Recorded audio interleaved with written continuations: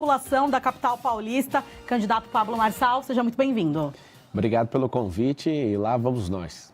Bora lá, candidato. E a gente já começa conversando por aqui sobre educação e de olho, né? A gente, todo dia aqui no nosso noticiário, a gente traz casos de racismo em relação às escolas, não só em São Paulo, infelizmente, mas como todo o Brasil. Sim. É um tema que vem preocupando a gente e eu gostaria de te ouvir em relação ao que o candidato vem pensando para abordar esse tema, para abordar, de fato, uma educação antirracista para as escolas de São Paulo. A educação voltada para respeito. A gente promete para você de São Paulo revolucionar a educação, olha nessa câmera, revolucionar a educação. Homem tem que respeitar a mulher, né? A gente vai ter duas frentes, a frente de educar na causa e a frente de educar no efeito. Então, as empresas na cidade de São Paulo, com mais de 2 milhões de CNPJs, elas terão um braço de ensino subsidiado pela prefeitura, né, para treinar colaboradores, parentes de colaboradores e pessoas que moram próximas a essa empresa. Então, é inovação na gestão pública. No ensino básico, né, no ensino municipal, na escola municipal da cidade, nós vamos colocar treinamentos, né, que são extracurriculares, né, para essas crianças aprenderem inteligência emocional, educação financeira. A gente vai voltar a cantar o hino nacional na escola pelo menos uma vez por semana, porque realmente está perturbador. Hoje estão distorcendo com linguagem neutra. Hoje a gente tem indícios, né, de erotização de infantil nas escolas. A gente tem partidarização ao invés de explicar política na escola. E podem contar comigo nisso, né? O respeito absoluto à liberdade de expressão de cada um, à vida de cada um. Nós vamos fazer cumprir a lei, né, de fato, exercer o respeito dentro da escola pública. Candidato, até falando ainda sobre educação, o senhor deseja incluir no currículo escolar da Rede Municipal de Ensino algumas novidades, de acordo com a demanda de mercado. Eu gostaria de entender que disciplinas são essas, que novidades são essas, se há algum estudo, algum embasamento científico para implementar isso para os adolescentes e também aí para as crianças. A gente vai transformar a escola de São Paulo numa escola olímpica. O que significa isso? Estuda num período, treina no outro. A criança e a adolescente vai escolher 3 esportes e aquele que ela tiver a maior vocação, ela vai seguir e em competições a gente vai financiar, né? Vai fazer investimentos no seu filho que seguir esse caminho. Qual que é a perspectiva? Até 2030, o governo nosso acaba em 2028. Aí você lembra do número 28 para você votar, senão você não vai ver uma educação diferente. A perspectiva é que 50% dos alunos tenham adesão a programas esportivos, porque o esporte molda caráter. Hoje tem 80 mil pessoas em situação de rua e você não acha esportista na situação de rua. Não tem. É raríssimo um caso desse. O que a gente precisa é porque a pessoa com esporte, ela fica em alto rendimento, ela se alimenta melhor, ela não entra em briga, ela aprende a lutar, que é diferente de brigar, né? Muda completamente o comportamento. O que vai mudar também são as tecnologias, ensinar tecnologia, porque tem uma previsão de nos próximos 15, 20 anos, 300 profissões tradicionais deixarem de existir e a gente tem que treinar as pessoas na nossa cidade para que elas não fiquem sem emprego no futuro. Sobre educação financeira, na Europa, mais de 70% dos europeus investem. Nos Estados Unidos, mais de 50%. No Brasil, vergonhosamente, 2,8%, ou seja, não temos 3% da população investindo. Aí você fala, mas o que é isso? De fato, a maior proposta do nosso governo é mudança de mentalidade. E você imagina, ensinando o seu filho a ter o próprio negócio. Mas ele não quer, não tem problema, mas ele pelo menos sabe. Ensinando o seu filho a investir. Não, ele não quer, mas pelo menos ele sabe. Hoje, o ensino público, a gente gasta 25 bilhões de reais na cidade e a maioria das crianças chegam no final ali, já não são mais crianças, mas no final da adolescência, quando terminam a carreira escolar, eles não sabem, 90%, não sabem fazer matemática básica. A gente tem um problema muito grave. Aqui no meu gesso, que eu estou recuperando o dedo aqui pela cadeirada que o Datena deu, tem um garoto lá do Morro Doce, ele foi escrever Morro Doce, ele tem 11 anos, e ele não soube escrever Morro Doce. E isso partiu meu coração. Eu estava ontem em Perus, aí o Isaac escreveu aqui, aí o Rian, eu falei para ele, escreve aqui Morro Doce. Ele escreveu MOURRO. Isso porque eu ditei depois do U. Ele foi escrever, ficou sem graça, e eu falei, poxa, mano, um garoto de 11 anos de idade não está conseguindo escrever. Mas, candidato, nessa sua proposta não deveria ter bem um programa de capacitação para os professores? Claro. Como é que um professor de matemática também vai ensinar educação financeira? Como é que vocês vão transportar isso para dentro do ambiente escolar? Então, no começo, a gente tem 2 milhões de empreendedores. Nós vamos trazer um trabalho voluntário desses empreendedores para eles ensinarem. Não tem como cobrar empreendedorismo se não está na grade, né? Muito bem a pergunta, muito boa. Então, naquilo que eles ainda não têm na grade deles, a gente vai fazer essa reciclagem, eles vão participar disso junto, nós vamos trazer gente para ensinar na rede pública. Eu tenho rede de escola privada, eu tenho uma vontade de fazer, eu faço isso nas escolas, né, de mandar executivos, de ir lá explicar sobre esses assuntos que são extra. Tem alguns governantes nos Estados Unidos que fazem isso também, visitam bastante a escola. A escola é o lugar onde a gente está treinando o cidadão para o futuro. E, candidato, agora falando de um outro tema também, que a gente infelizmente traz todos os dias no nosso noticiário, que é em relação aos casos de feminicídio. Infelizmente, na capital paulista, nós tivemos um salto de casos de mais de 40%, e até juízas, especialistas no assunto, falando que também isso se deve por conta do enfraquecimento de políticas públicas em relação à violência contra a mulher, em relação ao combate dessas práticas. Na sua gestão, qual vai ser a estratégia a ser usada para combater de fato o feminicídio, para que as mulheres se sintam cada vez mais seguras? É uma inovação, de novo, na gestão pública, a gente implementar um aplicativo, né? Quando uma mulher se sentir ameaçada, ela cadastra ali, além de cadastrar o boletim de ocorrência, cadastrar ali e, claro, né, tem que fechar essa parceria com o governo do estado para que essa pessoa, né, ela seja incluída nesse aplicativo. Chegou perto, né, com distância próxima à mulher, porque a gente descobriu que 70% dos casos, mesmo depois de registrado, a mulher ainda sofre ameaça ou sofre qualquer tipo de violência e acaba morrendo. Mesmo com medida protetiva, Sim, né? É por isso que tem que usar a tecnologia, porque a gente não vai, como Estado, como Prefeitura, Governo ou União, a gente não vai conseguir repelir a pessoa, mas a tecnologia vai. Então, a gente vai implementar isso. Uma segunda coisa que não tem na gestão pública, eu nunca vi, tá? Nós vamos fazer um treinamento com todos os homens da cidade. Eu, na minha vida privada, gosto muito disso, de ensinar homens a respeitar suas mulheres, suas esposas, suas filhas. Inclusive, no meu Instagram tem um vídeo que a minha equipe resgatou de uma pescaria, está lá postado agora, eu tratando sobre isso, né? O Instagram é Pablo Marcal por SP, é meu Instagram reserva. Se você puder entrar, você vai assistir um vídeo onde eu falo disso, né? Da forma que os homens devem tratar as mulheres, tanto suas mães, como sua esposa, sua irmã, sua filha, ou seja, nós precisamos de ter esse respeito e nós vamos, inclusive, tratar desse respeito, porque isso aí é falta de civilidade. Um homem que não respeita a mulher, ele não foi treinado para ser um cidadão. E, lamentavelmente, a gente vê o crescer desse tipo de crime, porque o homem realmente não aprendeu a respeitar e nós vamos ensinar, nós vamos reciclar a mentalidade desses homens nessa cidade. Candidato, falando também sobre segurança pública, gostaria que o senhor falasse um pouquinho sobre toda a complexidade que envolve a região da Cracolândia. Tem ali no meio usuários que precisam de acolhimento, há traficantes, onde o crime precisa ser combatido. Gostaria de saber se o senhor tem algum plano aí para, de fato, acolher quem precisa, para combater o crime e o que fazer, de fato, com essa região que cada vez está se pulverizando em outras regiões aqui da capital. Sim, para você que está assistindo, a Secretaria de Assistência para esses assuntos tem 2,6 bilhões de destinação em reais todo ano e 1 bilhão é exclusivamente dedicado para tirar essas pessoas da situação de rua. O que está acontecendo? Cresceu 23% em relação a dezembro do ano passado. Hoje, dados oficiais, tem mais de 80 mil pessoas em situação de rua, né? Parece a Zumbilândia aqui. O que eles fizeram para amenizar? Saíram esparramando a Cracolândia. E um dos maiores problemas que tem na Cracolândia hoje é o álcool, é a Alcolândia. Tem abrigos, tem vagas nos abrigos, mas não tem disposição política. Aí eu quero saber qual que é o interesse, né, de alguém que não quer resolver o problema. Porque primeiro a situação é de rua, depois é de abrigo e depois é de emprego. Tem uma lei aqui em São Paulo que fala sobre destinar 30% da merenda escolar vindo de agricultura familiar. E hoje não é cumprido nem 5%. Qual que é a lógica? Os empregos que as pessoas conseguem entrar rapidamente sem qualificação ou com rápida qualificação é de bares e restaurantes, porque o maior empregador de pessoas que saíram da situação de rua são bares e restaurantes e agricultura familiar. Da gente, de fato, levar essas pessoas. E o que é o empecilho?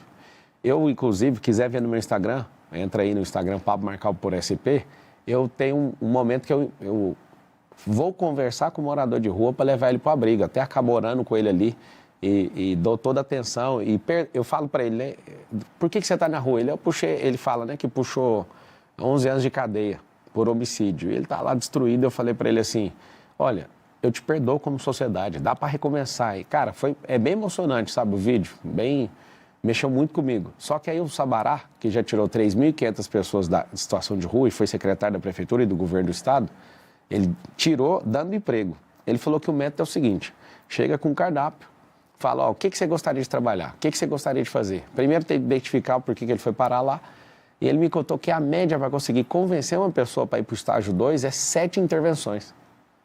E aí ele viu eu falando com o cara, falei, não, vou levar ele. Ele falou assim, fica tranquilo, tem gente que leva 20 intervenções, porque a média é 7. Então, você tem que continuar fazendo isso. E aí que está o detalhe. Qual que é a diferencial do nosso governo, você votando no 28? Se tem 80 mil pessoas, nós vamos levantar, porque tem dinheiro para isso. O dinheiro está sendo aplicado errado. Tem ONG chamada A Craco Resiste. A ONG foi criada para dar seringa e cachimbo e fazer com que dê a manutenção desse povo na rua. Ou seja, estão invertendo a lógica das coisas, gastando dinheiro e aumentando o povo na rua. Então virou meio que um mercado dentro do orçamento de São Paulo. O que a gente propõe? Nós vamos colocar 80 mil anjos da guarda. O que é isso? Hoje a Cracolândia é enxergada como um rebanho. Então empurra para cá, empurra para lá, você não tem nome, eu não consigo te achar. Agora com o anjo da guarda a pessoa vai ficar, né, por um período de 90 dias com essa pessoa e depois vai trocar esse anjo, mas vai ter personalização. Se eu trato com personalidade isso, com personalização, melhor dizendo, essa pessoa vai se sentir amada e vai ver que tem alguém todo dia vindo atrás dela, vindo cobrar ela, vamos mudar de vida. Agora, tratar como um rebanho, não, porque a pessoa vira as costas e ninguém sabe quem ela é mais, onde ela está. Segundo o caso que eu peguei lá e eu conversei, a pessoa é de Moçambique. E eu perguntei, o que você está fazendo aqui? Cadê sua família? Ele está em Moçambique. Mas eu perdi meu passaporte. Ou seja, se tiver um anjo da guarda ali, uma pessoa que vai ficar empenhada por 90 dias em cuidar, você acha que não dá para tirar o passaporte, conseguir fundos para mandar essa pessoa de volta? Mas esse anjo da guarda, ele vai ter que se cadastrar, passar por uma capacitação? Sim. Vai ser selecionado pela própria prefeitura? Sim, prefeitura. Como é que vai funcionar esse monitoramento? Pode usar as ONGs, tem muita ONG querendo ajudar. Hoje, o ideal é as doações e questão de comidas fica no abrigo. Só que aí as pessoas não estão querendo ir para o abrigo, aí fica tudo na rua, né? As pessoas jogadas numa situação. Eu não vou ficar acomodado nem um dia como prefeito dessa cidade. Eu proponho resolver isso dentro desse mandato. Tem como resolver. Não só Cracolândia, mas fila de exame, né? Que eu proponho fazer isso em 18 semanas. As filas de exame são 447 mil pessoas nessa fila. Eu falo para você que tem que ter disposição. Não pode ter companheirada, não pode ter loteamento de prefeitura. Eu chego até aqui sem gastar R$1 de dinheiro público, sem tempo de TV, e até agradeço o tempo aqui na TV, sem rádio, sem padrinho político, sem ter entregado nenhum cargo para ninguém. Não estou devendo nada a não ser para você, que é o povo. Por isso eu te peço, eleja o primeiro prefeito da história de São Paulo sem usar dinheiro público. Os 4 que estão na frente, os 5, excluindo a minha pessoa, estão gastando mais de 100 milhões de reais, ou seja, estão gastando o nosso dinheiro para ver se consegue fazer propaganda enganosa, para ver se toma seu voto, com tanto marqueteiro multimilionário no dia 6 de outubro. Vote no 28. E, candidato, falando um pouquinho mais ainda sobre segurança pública e até trazendo os dados recentes por aqui, um estudo mostrou que um carro é roubado ou furtado a cada 5 minutos na cidade de São Paulo. E o bairro do Tatuapé, na Zona Leste, está figurando ali a primeira posição e depois vem com um bairro da região sul, mas ainda tem mais 6 bairros da Zona Leste. Qual que é a estratégia para a gente diminuir esse número, para a gente trazer mais segurança de fato, olhando até para a questão da Zona Leste? Anticrime. No nosso plano de governo, 1º de janeiro começa um jejum de crime na cidade de São Paulo. Nós vamos envolver o governo do estado e o governo federal e nós vamos para as ruas, nós vamos colocar capacidade máxima na operação delegada, que é comprar os momentos onde os policiais acabam vendendo nas folgas, vendendo para iniciativa privada. Já tem essa operação, nós vamos fazer o possível para colocar os policiais militares, colocar os policiais civis e gente da reserva também, policiais da reserva. Para quê? Para que a sensação de segurança impere a partir de 1º de janeiro. Mas a grande novidade vai ser as câmeras, né, com análise preditiva, que qual que é a nossa intenção? Nossa intenção não é encarcerar. A nossa intenção é fazer com que o bandido olhe e fale, ó, eu vou ter duas opções. Com os 2 milhões de empregos que nós vamos gerar, ou eu vou pegar um emprego desse, ou então vou ter que ir para outra cidade para exercer essa profissão. Não vai ter como ser do jeito que está. Como que é esse negócio das câmeras? Pra você ter uma noção, não adianta ter milhares de câmeras se elas não forem inteligentes. Se você tiver câmera inteligente, o que é uma câmera inteligente? Com análise preditiva e inteligência artificial, que já roda em vários lugares. Existe um pré-crime onde todo tipo de furto, de roubo de celular, de carro, de gente, esse roubo ele é cadastrado e aí existe um comportamento antes do crime. Esse comportamento, a câmera inteligente já aciona quem está mais próximo, se é GCM, se vai ser, aí nós vamos integrar as forças de segurança, ou a polícia militar, ou até a guarda privada de um prédio, para que seja notado que tem a presença humana. Não tendo isso, a gente vai testar no distrito mais perigoso da cidade, dos 96, o mais perigoso, com a maior quantidade de ocorrência, é o distrito de Pinheiros. Então, nós vamos colocar abordagem também com drones, que ficam interligados a isso. Então, a pessoa vai ter uma sensação absurda de, peraí, aqui não dá para fazer isso mais. Então, esses roubos, a gente também tem que, com parceria com o Estado e com a Polícia Militar e Civil, ir atrás de desmanche, saber para onde está indo. Nós precisamos tratar a causa, o gerador de receita da bandidagem é falta de emprego e educação errada. O efeito, para onde está indo isso? Nós vamos tratar isso, que se você não rastrear para onde o celular vai, igual a Cracolândia, se você não frenar a entrada, que é a questão das pessoas servirem droga lá, não tem como resolver. Então, vamos tratar causa e efeito, mas de verdade, votando no 28, nós vamos resolver isso aí. Mas essa proposta da utilização de drones para a segurança pública é viável, de fato? Funciona na Califórnia, Se às vezes você está ali e pensa, poxa, eu estou na estrada aqui e ninguém está vendo. Você passa da velocidade, o drone já vem e todo mundo tem um temor absurdo. E a promessa é testar primeiro em Pinheiros, para todo mundo ver funcionando. O grande erro, às vezes, de usar a tecnologia na segurança pública é fazer contratos multibilionários e depois a população sentir que aquilo está vigiado demais. Então, a gente vai fazer esse teste e isso é uma coisa que respeita o cidadão. O cidadão vai falar, caramba, isso aqui realmente funciona. Então, nós vamos replicar para os outros 95. Em relação a custos, é viável? Com certeza.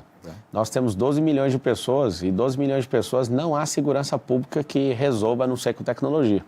Lá em Londres, para você ter uma noção, tem milhares de câmeras e tem problema do mesmo jeito que em São Paulo, só que não é câmera inteligente. São Paulo tem menos de 20 mil, só que não é, pequena parte tem inteligência nessas câmeras, a maior parte não tem, ou seja, não resolve o problema de segurança pública. Saber que está sendo filmado para usar num processo com a sensação de impunidade que existe aqui no Brasil hoje, a pessoa fala, não estou nem aí, mesmo sendo filmado, e vai lá e faz. E, candidato, nos últimos tempos, até mudando um pouco de assunto por aqui, todos nós estamos sofrendo no que diz respeito à qualidade do ar em São Paulo, com São Paulo aí registrando em primeiro lugar no ranking de péssima qualidade do ar. O candidato, qual que é a proposta para amenizar isso? Se até a questão de rodízio, de ampliação de rodízio de veículos seria uma estratégia usada pelo candidato, como que visualiza?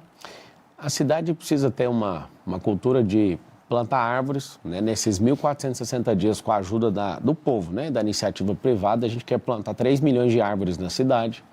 Nós precisamos atentar e precisamos do socorro do governo federal e do estado em relação às queimadas, porque esse ápice no ar foi, de fato, em relação a isso. Nós precisamos do governo do estado para aprovar isenção de IPVA de carro eletrificado, o ideal seria por 10 anos. Por que eu falo isso? Porque a gente tem uma frota de carro, de 7 milhões de carros, que não são eletrificados. Os ônibus, quase 5% dos ônibus são eletrificados, são 12 mil. A gente precisa de combustível verde na cidade. Então, todos os dias, é assustador, O ar, o esgoto a céu aberto, gente na rua, xixi, fezes. Então, para a gente trabalhar isso, uma das soluções mais inteligentes, que é essa descentralização do emprego, nessa capilarização, nós vamos criar um circuito empresarial de 120 quilômetros. Para você ter uma ideia aí, para você situar, hoje a cidade de São Paulo, em volta dela, tem um rodoanel. São 177 quilômetros. É como você diminuir 50 quilômetros dessa circunferência, vai ter uma faixa dentro das periferias, toda a região periférica de São Paulo vai ter empregos e nós vamos trazer benefícios fiscais para as empresas que, de fato, tiverem mais de 80% dos seus funcionários do próprio bairro. Ou seja, só de ter esses 2 milhões de novos empregos, a gente já vai diminuir o fluxo na cidade. Os bolsões de estacionamento nas 10 entradas de rodovia, Castelo Branco, na Dutra, na Fernão Dias, na Bandeirantes, na Anguera, serão estacionamentos porque hoje entram 500 mil carros. E a maioria desses carros não são utilitários, entra 1 ou 2 pessoas no máximo. Essas pessoas vão parar nesses bolsões e dali vai sair transporte tanto por ônibus como por teleférico, num segundo momento, para que integre a rede de transporte. Isso vai ficar mais barato para a pessoa, menos estressante e vai melhorar a mobilidade. Vamos colocar faixa de via expressa controlada por tecnologia, que vai poder ir um pouco mais rápido à esquerda de quem tiver 2 ou mais pessoas dentro do carro, tem que ter, igual funciona muito bem na França e na Europa.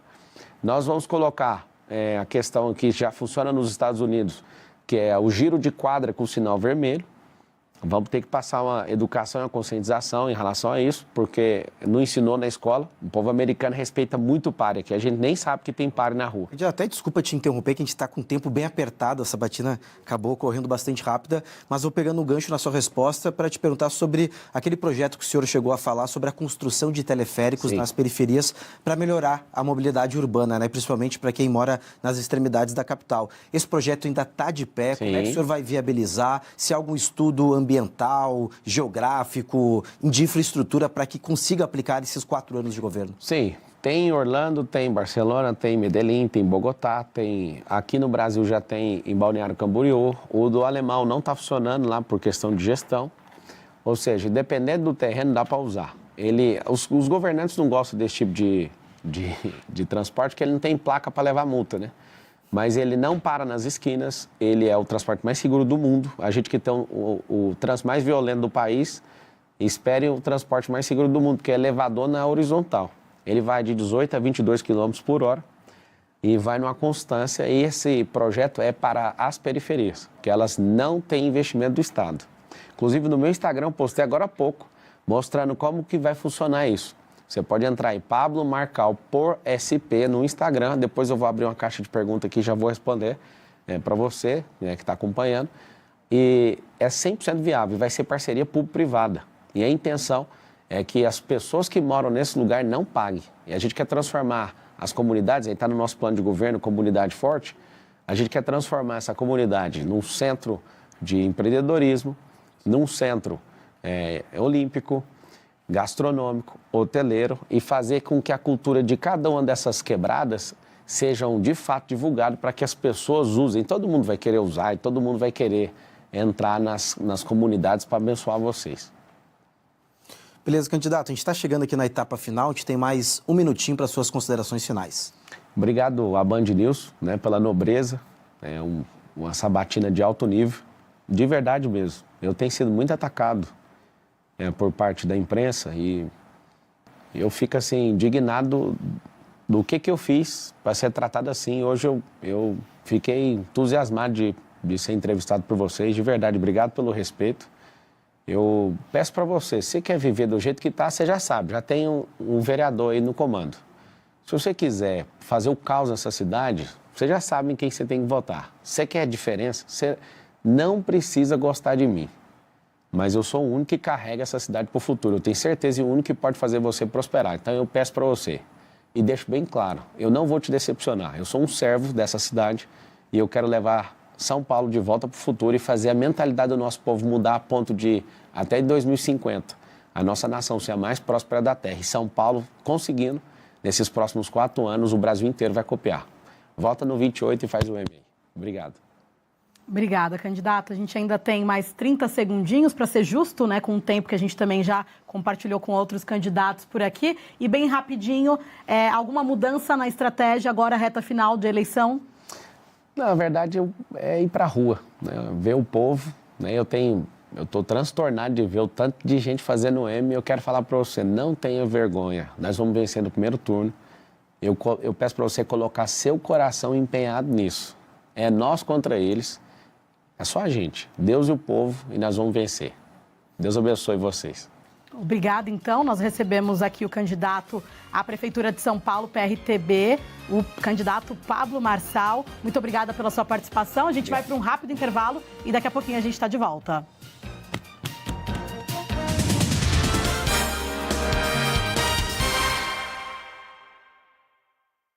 A Unidas Pesados é o segmento de locação de pesados da Unidas e conta com caminhões, maquinário agrícola, equipamentos de mineração, operação florestal, construção, intralogística e muito mais. Quer saber mais sobre esse serviço e garantir mais